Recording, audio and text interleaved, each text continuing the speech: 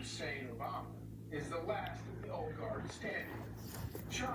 And welcome to the Broome Coach's Corner, coming to you from the Sugar and Spice here on Pine Street. Sparkling well, it's the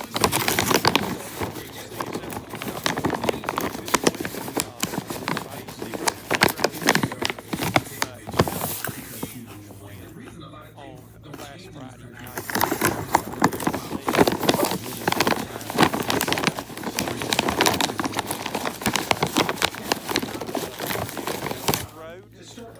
Chapman going to play for 2 players now. Some of them.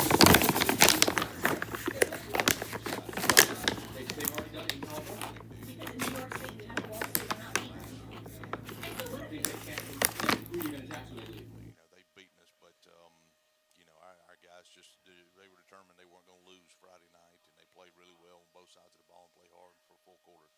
And again, we got into, you had a two-headed monster. You used two quarterbacks to fill in for Jameson there, though, and lo and behold, those are our co-offensive players of the week. They both had huge games. It's kind of funny, too, that I had talked to both of them right after the game, MVP game, and talked to, I know Booker had told me, said, you're going to really have to step up now. And he said, I've been waiting for this opportunity to be the man and to be the leader here. And then when I talked to Braden after the game that night, that he said, I feel confident I can do the job. He said, I just need to get some reps. And again, he did step in and do a good job. You got a smart young man back there that makes good decisions back there too. Well, he's a great young man, like you said. He's very smart, and he's very competitive. That's the biggest thing for him. And the good thing is he's had a few reps throughout the year, but not as many as he probably needed. So he, this past week we had 2 rain days, and so we were in the gym twice, and we're able to get on the field one day, but still didn't have a great whole lot of opportunity to get him the reps that he needed. But he was prepared. He was prepared. You could tell he'd watched film. He knew what was going on. And again, he's just a competitor.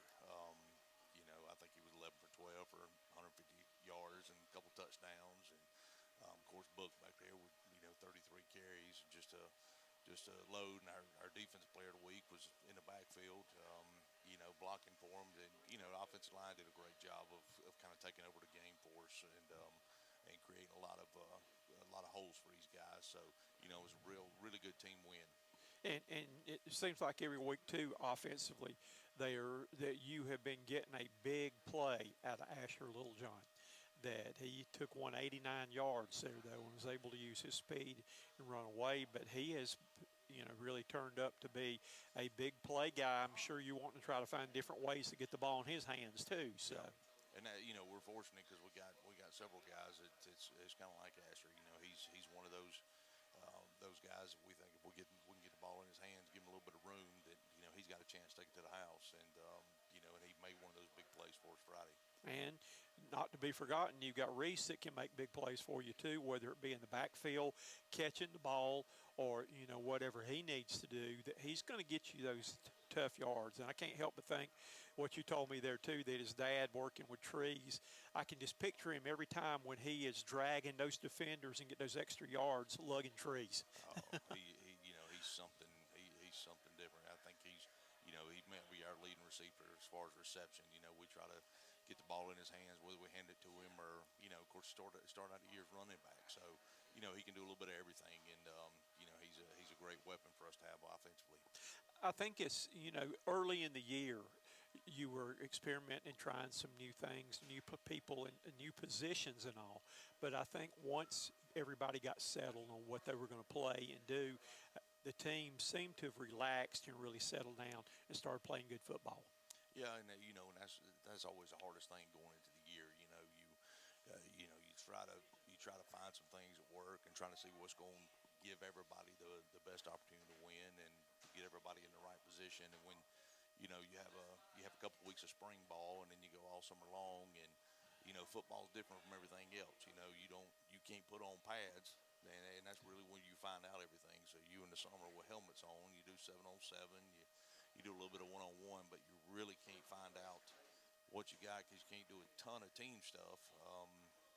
You can't get guys in a position, and it comes through scrimmages and early on in the season where you try to figure that stuff out before you get to region play and playoffs. And the other thing I know has got to be really hard too because of getting them in the right place, because some of those guys don't ever go off the field. That you got to balance it where they're going to be needed most and stuff like that, and where they're going to spend a majority of their time, because you've got a lot of guys that go on both ways, special teams and all, and they don't come off to the final whistle. Absolutely. They're just in much other way to put it, is warriors. I mean, they just go. Okay, one thing, just talk a little bit about this too, in the ball game, that Chapman comes back, they score, they cut it to 3 with a little over 5 minutes to go in the game. And, I'm sure some people thought that they would onside kick. I was thinking they're going to try to kick it deep and get a 3 and out to get good field position to come back to either tie it or win it.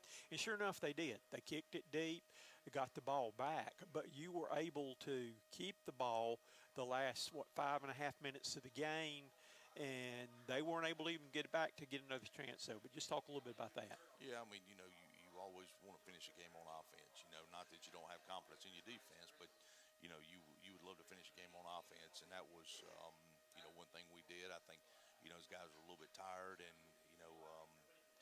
we thought our best chance was to get Braden back there with the ball in his hands, and he scrambles, he makes a couple runs there that really finishes the game for us. And that's what he's capable of, and what kind of competitor he is, and what kind of player he is, and made 2 huge plays right there to extend drives. I think get 2 first downs and keep the ball in our hands to finish the game.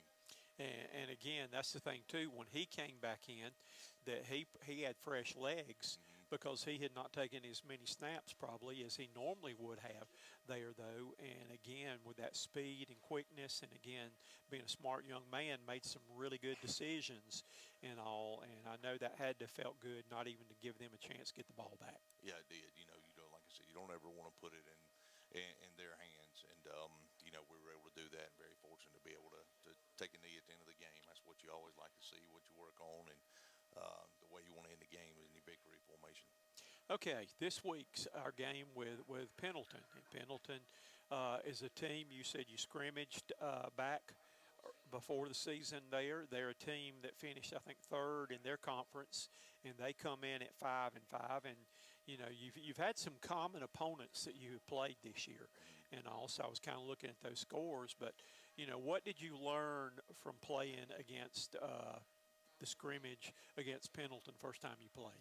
It's you go back and watch it. It's one of the first things I watched, just to see some of the things we had success with and see how they're lining up. But kind of like us, I think teams change so much throughout the years and throughout the year as far as moving people around, injuries, getting people in position. So there's a lot of things you can look for as far as matchups, but you have to make sure you watch our last few games as well, just kind of make sure that stays true. But we're I think it's a really good matchup for us. They're a good football team, well coached, and Coach Howell does a great job, and we're excited about it, and we're more excited about playing in front of our crowd. Okay, and what are the things that they are on offense? Let's break down their offense. What are they going to try to do offensively? Yeah, they're very multiple. They're going to show a lot of different formations. They're going to try to get guys in space, and they're going to do that through formations. They're pretty balanced. They throw the ball a little bit more than what we're accustomed to see them. The quarterback's a pretty good player, so I look for them to really try to spread the ball around offensively. Okay, defensively, what will you expect to see them do this time on defensively? Not quite as aggressive as teams that we've played. They're kind of they don't want to give up the big play. They're going to play off a little bit in coverage, and they just want to make sure they keep everything in front of them and make sure they come downhill and make tackles. And so that I think that's kind of their goal defensively is again just not to give up big plays. from a size standpoint, who would you compare them to, the size of their team? I would say probably very similar to Chapman. I mean, I think they're very similar to those guys as far as size wise that we can that I can remember as far as watching them on film. Now, one thing I thought was interesting, I forgot to ask you this a minute ago, I'm going to go back to it. In the game with Chapman, that things were working so well, there wasn't that you probably didn't even consider going for kicking the extra point after you missed the first, because he goes in 3 straight times untouched on the 2-point conversion. So is that pretty much a given every time you scored you were going for 2? It was at that point.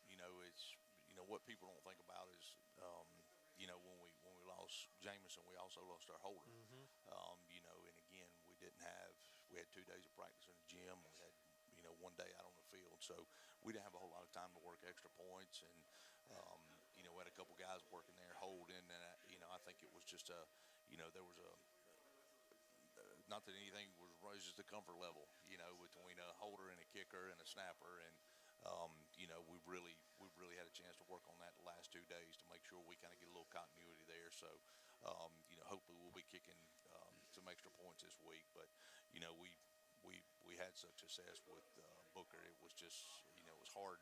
It was hard not to do anything different.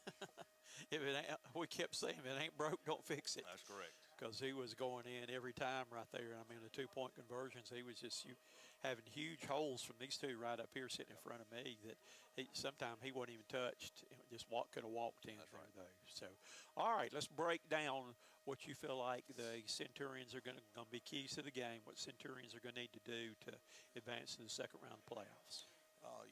Offensively up front, we have to be as physical as we were last week. I think we have to control the line of scrimmage. I always think that's a big thing, and I think that will continue to be this Friday. Defensively, it's just formation recognition, make sure we're lined up correctly, and from there, I think our guys will be in pretty good shape. We continue to get better defensively, and I think these guys will be able to match up well. So biggest thing, we just got to make sure we don't get outflanked by alignment. And again, I guess it's going to really be important too that these seniors who've got a chance now, a second chance at winning their final home game of the season right now. And I know that after the disappointment of the other game, that this is like a mulligan, a do-over for them for getting one last chance to win their last home game. And I'm sure that'll be big to them. Well, we hadn't really played well at home, so we're looking forward to that opportunity. And a lot of these guys are guys that played last year that we had to finish the season over at Spartanburg. So it's just kind of special for them to get this opportunity to play a playoff game at home and in front of our home crowd. So I think they're excited about it. I think they're looking forward to it. We've had some great days of practice, so I think everybody's geared up for it. Again, you have been the road warriors this year, but what people don't really look at, that your home games have been, just about all of them have been against ranked teams in the state of South Carolina. Your toughest games or your most talented opponents have been at home, though. Yeah, so, they have.